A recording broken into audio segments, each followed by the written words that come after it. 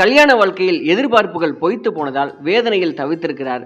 குழந்தைகளுடன் தற்கொலைக்கு முயன்று இருக்கிறார். ஒரு கட்டத்தில் குழந்தைகளுக்காக வாழ்ந்தே ஆக வேண்டும், என்ன நடந்தாலும் பரவாயில்ல அப்படின்னு தீர்க்கமாக முடிவெடுத்தாராம். ஓடிப்போய் திருமணம் செய்ததால் பெற்றோர்களின் ஆதரவு இல்லாமல் தவித்திருக்கிறார்.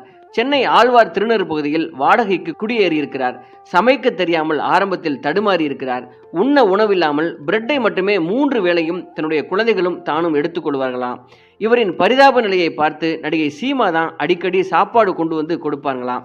காரில் பள்ளிக்கு சென்ற குழந்தைகளை நடந்து போக பழக்கியிருக்கிறார்.